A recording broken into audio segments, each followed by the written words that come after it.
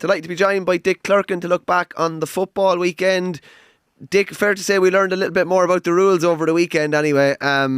Some crazy results, and what would really strike you is the score and tallies put up by some of the losing sides. I just fly down through them here. Like Tyrone scoring 18 points and losing, that was even small. Derry 124 and losing. Cork 215 and losing. The best of them all is probably Westmeath 221 and losing to Monaghan's 229, and even Meath 321, Cavan 20 points. Different kind of a world than and a different kind of a Gaelic football world than you played in anyway. It is. Well, listen, everyone's mental arithmetic is getting a good workout over the games. Like even in games, you're sitting trying to add everything up and see what the difference is, and then you're the same when you're trying to go through scores. Yeah, it is. Listen, I suppose this was probably good. This was well signposted that scores were going to go up. Like, I don't know if we anticipated them going up by so much, and everyone's still probably undecided whether it's ultimately a good thing or not. I've said consistently, more scores doesn't always mean more enjoyment. We have to be very careful about going down that route. This is always something that's been flouted when it comes to Gaelic football. We seen hurling a couple of years ago went down this route, and people recognise that just a scoring fest isn't really always the best thing for a game. So we just need to be careful. And I suppose you're sort of, where are the scores coming from? That's the thing we have to sort of understand. How have they been scored? What's creating it? And are they necessarily good things for the game going forward? Because with the way the rules they are, and usually we're only in January into February, like these are running up 50, 60 points in the game. What's it going to be like in the harder sod in May, June and July? Do you expect, like, we're basically our inter-county players are basically, particularly defenders, been faced with something that they haven't faced realistically in a decade. That is, you're marking your man, and chances are there are 40, 50 yards of space. There's no cover. There's no safety blanket.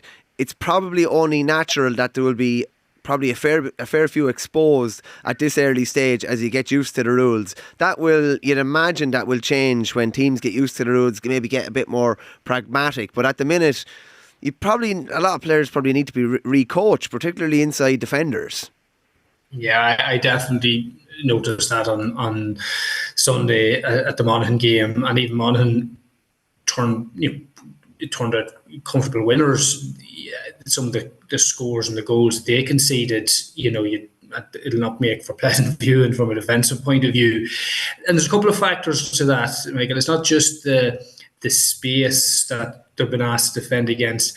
Like modern day Gaelic footballers now, and like as I say, we're only in January, February, they're so strong, they're so much faster, there's so much, in every metric in terms of physical attributes by comparison to their peers, they're better. So it's so difficult to dispossess and hold up and tackle players now in Gaelic football because they're just so strong on the ball and their evasive skills. So they're going to have to do better in terms of their defending, but just the way Gaelic football is now is going to be so difficult to dispossess, forwards running at you, and it's already showing signs that managers and coaches, that's the way they exploit defend. It's not kicking in. It's not this ambition that was maybe had by the rules committee. There's going to be a lot more free flowing kicking football.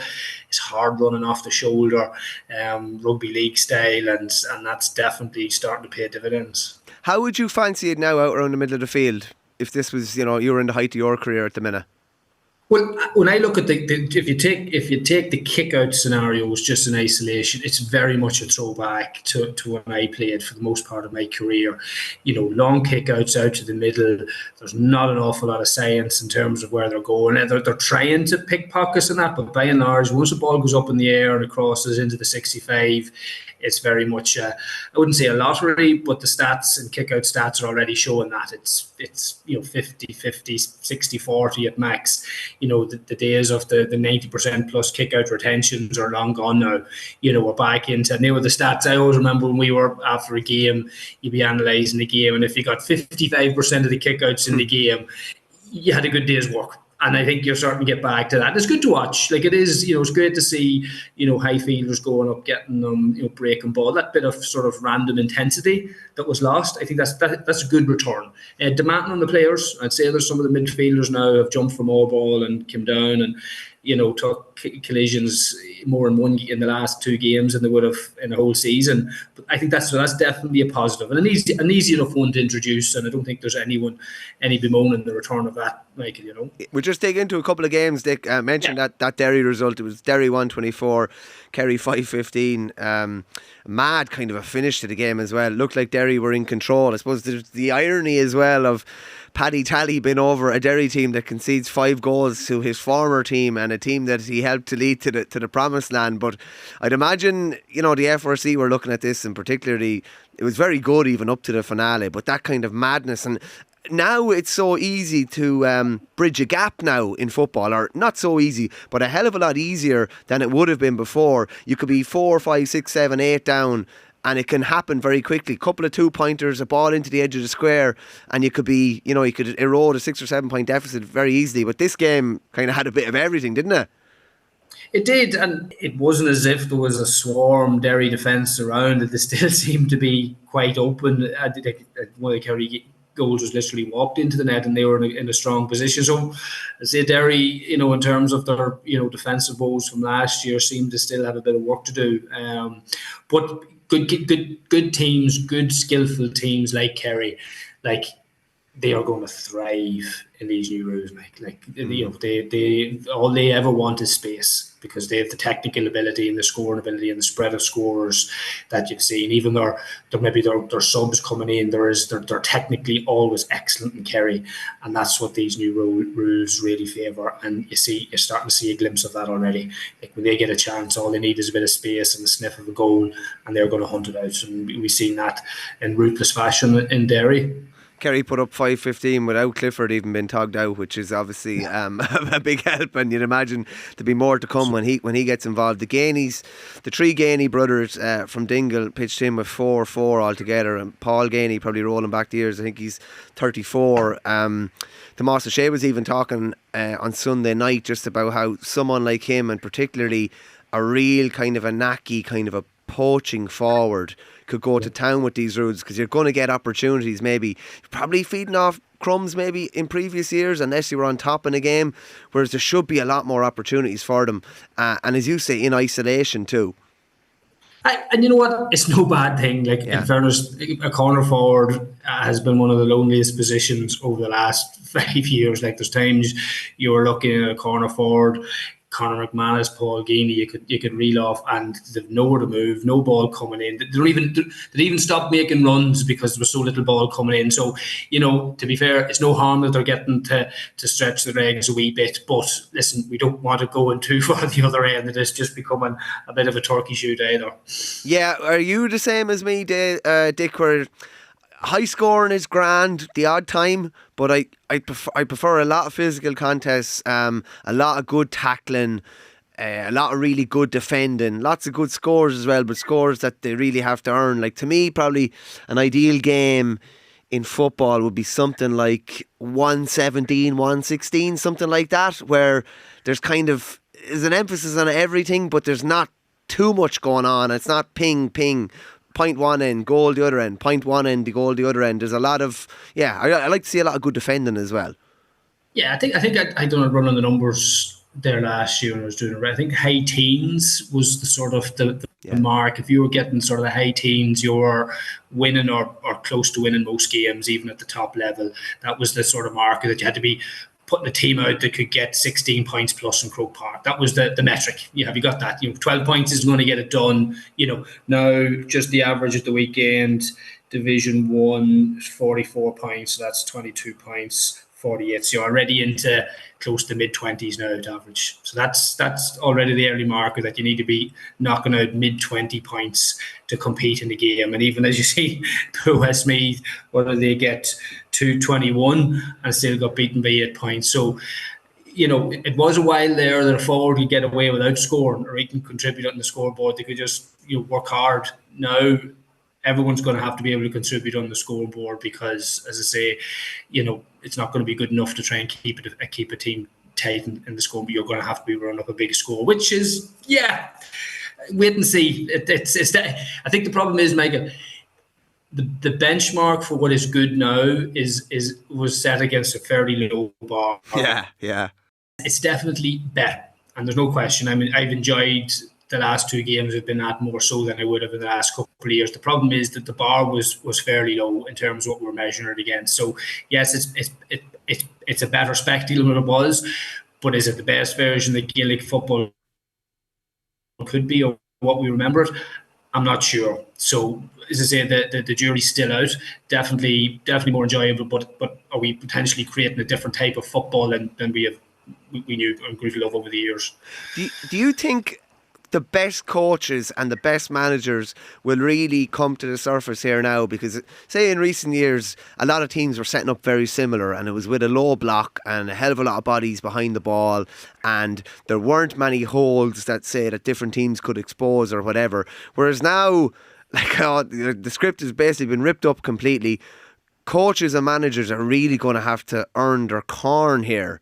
And the ones maybe that look at things a lot differently will be the ones that will prosper. What do you see that? Because I'd imagine if you had access to, a training session on a Tuesday or Friday night, a county training session, it probably looks a lot different than, what we would have seen for probably the last 15 years. Yeah, I think the days of trying to hold a team, and sort of keep it, I didn't get a look through all the results, but I can't imagine there's any team even close to single digits, and that wouldn't have been unusual over the years in terms of scoreline. So the days of keeping a scoreline tight, to say, are gone. So as a coach, you, as I said, you got to be going out. Where are we getting our 25 points to win this game? How do we bring that into our team? So you're going to be looking at the players that can score, the players that can create, and the players that can do damage with the space that's there. So there's a different type of players going to be needed. And the other point is fitness and speed, endurance. There's certain attributes now are just going to be critical. Like the days of any man trying to come on carrying a wee bit of beef or doesn't have the ability, gone. Like you look how fit they are now. That's a worry, because innovative managers, I wouldn't say it's innovative, they're going to say, well, whatever but anything else, if we're the fittest team, even more so than ever before, you can really, really do damage to teams now. If you can play at the pace that this game now benefits and stay at that for 70 plus minutes, you're going to be impossible to stay with. So I think it's going to push the bar even higher in terms of the demands on players. Would you get away maybe inside in the full forward line? People would have thought you might, but I've seen very little evidence now that there's a huge amount of kicking, more so than a little bit more. There's no question, but this idea that far larger in on top of the square, I haven't seen much evidence of it now. And again, it's only a small sample. I don't think so. I think because of the mobility and the need for it. And as well, cornerbacks, even to get out in front, even though space there, you need to be so agile. You need to have pace. So I don't think so. I haven't seen evidence of it yet, Michael. So if you're thinking of making a return, I'd be forgetting about that. Yeah, you and me both. Hey, I don't know what you see in the mirror now, but I'm happy enough. I know what I see in the mirror. It's not looking great. Obviously, the big game on Saturday night, it finished. Well, there was two big games actually, but it finished. The first one finished Donegal 20, Dublin 16. Jim McGuinness hasn't lost the league or championship match at Sean McCool Park. Their record up in Ballybuffet is unbelievable. Even like Paddy Carr's sole win, I think, in a really competitive game as Donegal manager was up in Ballybuffet when they beat Kerry in the first round a couple of years ago of the league. It's mad. There's obviously a lot of collateral damage, Dick, after that game. Dublin lost Davy Byrne, James Madden and Colin Pascal to hamstring injuries. All pretty early in the game also as well, but people thought, both Desi Farrell and Jim McGuinness talking about how we'll need to have an extra sub introduced in the game because it's gone so attritional now. What are your thoughts on that? My first inclination would be, obviously player welfare is huge and is always paramount, but again it would be a rule change or enhancement which will not only, but it will strengthen the stronger teams and the teams that have greater depth. To me, there's a potential for that to create, I think the rule enhancements are great, but again, I think the gap between strong and weak will get bigger, and if you add in another sub into the mix, like some of the weaker counties are, you're maybe pulling off 19, 20, 21 if you're lucky, whereas some of the bigger counties are pulling off 27, 28, 29 lads that they can actually feasibly use in a championship game. What were your thoughts on that? Yeah, I listen, there's a lot of commentary already about that. People are talking about reducing the time of the game down to 60 minutes. There's more subs. I think there was the idea of rolling subs. I think that was flouted originally in some of the FRC proposals, that there might be the option of rolling subs. They did it in the interprovincials, yeah. In the interprovincials, I'm not. You have to be very careful what problem you're trying to solve. So if the problem is that the demand, the new game, the rules that are putting just too much reasonable demand on a panel of 20 players, well, maybe the problem is looking at trying to pull the game back a bit, that you're not pushing players beyond their limit. All right, as you say, just increasing the number of subs. It does two things, Michael. It does benefit panels with deeper reserves, no question about that. That's simple logic.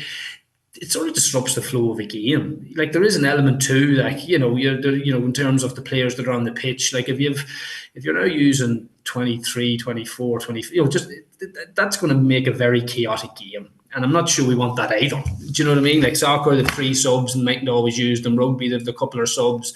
You don't want the sort of a yo-yo effect of the bench. It's very hard then to get any sort of consistency or momentum or shape to a game if you're going to have people in and out. So I think if the game's been pushed beyond the limits, maybe look for a way that it's more sustainable for the players than increasing. That would be my gut sense on it.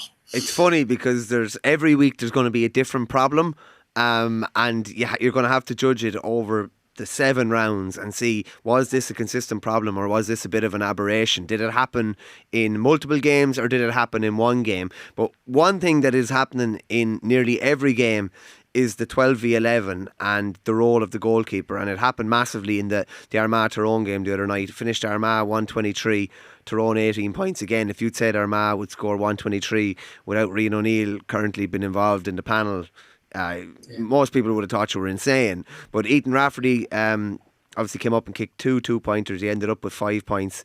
The halftime score was 114 to 3 points in favour of Armagh. But this was definitely a classic example of Rafferty was the kind of roving goalkeeper maybe before he got injured, and then Blaine Hughes came in. But like, we are going to see goalkeepers, generally we're going to see a lot of goalkeepers like this picked, lads that can have a serious influence on play and that can potentially kick 2-pointers. And I don't think that's not why the rules were brought in. And to me, this is the biggest, by far and away, the biggest unintended consequence of the rules, and probably the thing that needs most attention, say, at the end of the league. Yeah, unintended consequence, or is it a gross oversight, Michael? And let's call a spade insofar as how much of the scoring that we've just talked about has been directly linked to that rule alone. Because if you think about it, like in pure simple terms, if you're putting 2 teams against each other, one's got 12, one's 11 less space, it grossly favours the attacking team. And we've seen that time and time again. Again, I've only got to see the Monaghan games, but Rory Beggan and how he dictates the game now is probably a good a benchmark, along with the likes of Rafferty and say Niall Morgan. Really good, smart ball-playing goalkeepers that can score and can pass. Like, they're having such an influence in the game. I can't think that was the intention of the FRC, that was ever going to be the case, because they were having too much of an influence as it was. So there's an easy fix, and it's probably going to be the biggest challenge now put back to the FRC, whether they sort of look at this and say, no, we have to stop the keepers coming up outright. And I think that will solve it straight away. It will actually bring a lot of things back to parity. It'll bring the scoring down to maybe a more measured, sustainable level. It'll probably take a wee bit of the excessive pace out of the game a wee bit, because now it's an even playing field. It's 11v11 effectively. What would you do, Dick? Cage him inside his own 65? Yeah, just go back to what a goalkeeper was for the best part of 100 plus years. Yeah. And there's the only argument that people have made is, it's not going to make the goalkeeping role more attractive. And I said, it doesn't really stack up, with all due respect. It never, that's, there's plenty of teams have special positions, and it's up to young players to aspire to be that. And if that's fine, but are we going to compromise the game of Gaelic football to suit one player on the pitch, which is effectively what you're doing there? And I think that's definitely the one thing now. Like, give you an example, Rory Beggan was out, he hit a beautiful kick pass into Davy Garland to set up a score. He waited then for the kick out. He actually won the kick out coming back in. Like, this is what's happening now. They're actually setting up scores, they're setting up plays, then they're winning kick outs, and then they're hitting 2-pointers off the ground. Like, it's a wee bit.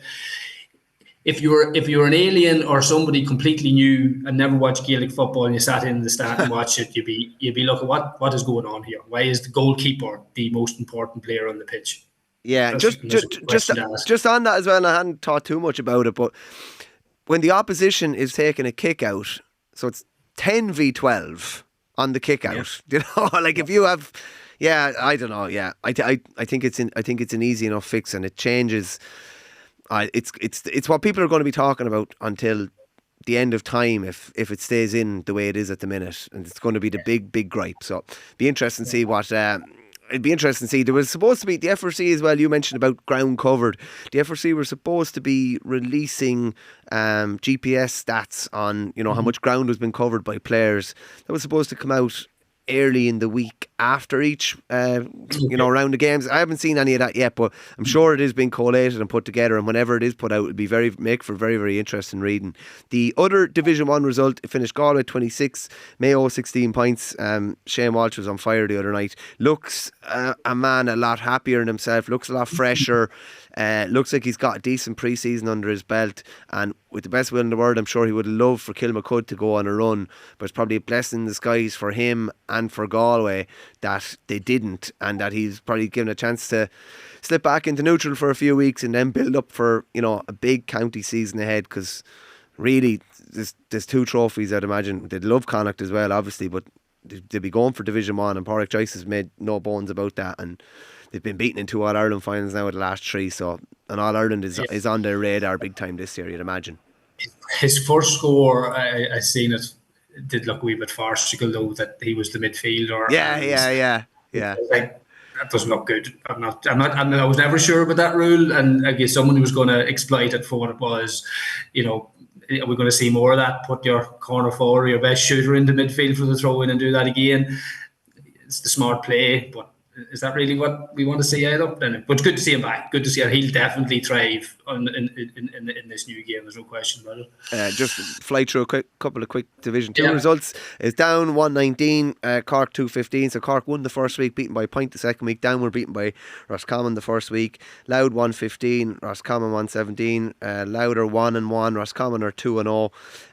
Meath 321, Cavan 20 points. I believe there were several instances on the line where Robbie Brennan and Raymond Galligan were having disagreements about the rules, and also plenty of confusion about the rules as well, which is not naturally going to happen. Cavan have Grode McKiernan back this year, which is big. Probably most people didn't think he was going to come back at this stage of his career, but he's an important player to get back. Ronan Jones ended up with 2 goals for Meath, and Jordan Morris hit 1-4. Jordan's been a busy boy at the minute playing Sigerson 2. And the other result in Division 2, the game you were talking about, obviously, Monaghan 229, Westmeath 221. Like, imagine to say... Just when you thought we were gone, yeah. we're back. Imagine... I remember it was a fair nice wee Monaghan, so did a great run and then they'll fall back. Yeah. Well, that's what everyone was thinking, especially when Conor McManus retired. How do you put up 229 with your greatest forward and one of the greatest forwards of all time retired? Well, when you have your wing back scoring 7 points from play, like Conor McCarthy hit 7 points from play, Michael. Now, I'd love, throw it out there. Some of your listeners email in, I've never seen that happening in an inter-county game before, that a wing back or defender hit 7 points from play. It was a phenomenal performance. New rules, old rules. He never hit a wide. and it was exceptional. Now, again, I think that we're going to see a lot of that in terms of scoring records are just going to be blown out of the water. These sort of scoring feats. Some players going to hit 20 points. I'm going to put money down at some stage this year in the game. But the 220, what is it, 229 Monaghan scored? Yeah. It's a phenomenal scoring rate and a good spread around the pitch as well. There's a few young Monaghan players that struggled in the last few years in terms of just the nature of the way the game had gone, and you can see players like that really enjoying the bit of space, and to let their young Stephen Mooney, Davy Garland, who was playing well for UCD, was struggling to make an impact. He's had a great start to the season, so it's great. With a few injuries, young Hamill had a very bad knee injury again, like a lot of other teams. Put in a big shift and just got an injury late on, so hopefully he's not too bad. But listen, really encouraging start from Monaghan. They wanted to bounce back. Gary Bannigan, doing a great job in there. Met Andy Moran out in the pitch afterwards. He was buzzing. I said, Monaghan colours look great on you, Andy. Hope they're looking after you. And he seems to be doing good work as well. So it's good because, in terms of getting relegated last year, Manzi retiring, everyone was a wee bit apprehensive. So good bounce and fully deserved. And I gave you your little moment in the sunshine there, but I have to give myself one as well. I didn't expect Offaly to be 2 from 2 in Division 3. Got another good result the other day against Laois. That was played as part of a double header with the hurlers, and it's not too often we go into Laois, or Leaks as it's called, and we come away with results in football and hurling. But it finished 219 to 117, and I don't know if you saw it, but talking about keepers having an influence, Paddy Dunnigan, the Offaly keeper who hadn't been involved the last couple of years, he plays outfield for Shamrocks, but he came up the field and got an absolute corker of a goal before half time, and then did the airplane celebration as well. So you love to see that side of things as well. So it's 2 Leinster teams up the top. Yeah, 2 Leinster teams up the top of Division 3. Kildare got another good result. Like Sligo would have been, I'd imagine, I didn't see the odds beforehand, but I imagine they would have been fancied to be right up the top end, and they could be yet, but they're 0 from 2, having lost to Offaly and also lost to Kildare. Dara Curwen hit 1-5. Clare bounced back from an opening day defeat to Antrim with a 2-17 to 10 points win over Leitrim. Leitrim looking like they're going to be under pressure in Division 3. And Fermanagh bounced back from that big defeat to Kildare the first day to get a right good result against Antrim at the weekend. It was 2-16 to 3-12, so they're both 1 from 1 now, and as I said, Offaly and Kildare both unbeaten up the top. Dick, we'll be complaining about something different next week. Chances are we'll be happy with something within the rules, and we'll be complaining about something different. That's kind of just the nature of it at the minute. I think it would be, and I think we have to give everybody a sort of a bit of a pass at the minute. Managers, Jim Gavin and this committee, even ourselves, we're allowed to have a bit of a groan and be right and be wrong. I think when you kick the doors of change open, you let what comes through and deal with it. But it's a case of wherever you arrive at, make sure it's because we can't be at this for a whole season and into next year at the same time. We can't make a whole mockery of the sport as well. So it's a case of being open and honest about what's good, what's wrong, and don't be afraid to make hard decisions to get it right. I think we'll get there. I think there's enough goodwill there, but yeah, it's fun to watch. It's good times, and here it's a better place than we have been. Well, and it's okay to criticise as well. Like it's not perfect. It's far from perfect. It's a hell of a lot better than what we were watching. Some of the tripe we were watching there for a while, but there's a happy medium, and that's why you need to poke into something, and you need to go and look at it and say, is that really, I like this and this, but this maybe we need to have a look at and refine it. And it's okay, because everything is, this is the world we live in. Everything is not perfect. It has to be, and like here, I'm never short to sort of to maybe call it out of it. That's what I do for me day job, and maybe that's why you always look at the risk, look at where something can go wrong, as opposed to just maybe have a big group think love in, which there's a wee bit of that going on. Be careful that people are afraid, and you hear that because there was a lot of effort put into it doesn't mean mistakes can't be made. As you say, the laws of unintended consequences, we've seen that over several times over the last few years with rules that have been introduced. So it doesn't mean it can't happen again. So as I say, listen, I'd like to think Jim Gavin and his crew in there are, receptive of healthy criticism, healthy debate, and sure, if no one else, we'll give it to them, Michael, will we? The last one, Dick, I'll leave you on this. What do you think Jim Gavin makes of Connor's sketches? I seen it. Jesus, it's awful funny. Ah, it's brilliant. In fairness, his ability to the mannerisms and everything, and like Lucknow was making really valid points in it that he couldn't really argue it. But it's brilliant. Yeah. Do you know what one of the funniest things over the weekend was? And it was like the Ger Lucknow skit. My mother was sitting and texting me during one of the games. She says, "There's an awful lot of lines on the pitch now," and I was sort of saying it was like a real mammy comment. And then I was looking. I says, "You know what? There is an awful lot of lines." And you didn't realise the 65-metre line has absolutely no purpose in Gaelic football. That's right. Yeah, that's right. Yeah, yeah. It was like I was looking at the Donegal Dublin game. It was like a road was marked out through the middle, the two 65s and then the dotted midfield line, and it all just looked a bit busy. And then someone said, "You know what? In places that don't play hurling, just stop lining out the 65. Give our eyes a wee bit of a rest." So I think that'll be Lucknow's next thing. What's the 65 for in GAA football? Yeah, and there's a dotted line across the middle. There's the arc, and Nolan Park have refused to put in an arc yet. Now, in fairness, they don't have. There you go. In fairness to them, they don't have like obviously a county football team been entered, but they're going to have to bite the bullet at some stage unless they decide to play their junior championship games elsewhere. And I think they have played elsewhere the last couple of years, but that's going to be interesting because there's going to be hurling Gaelic football trade war. I'll tell them in St. Cernach's Park and Clonus to stop laying out the 65s then if they're not putting the arcs. Yeah, it could cause an absolute war. Dick, thanks very much for joining us, and we'll talk again soon. All right. Right, I'll talk to you.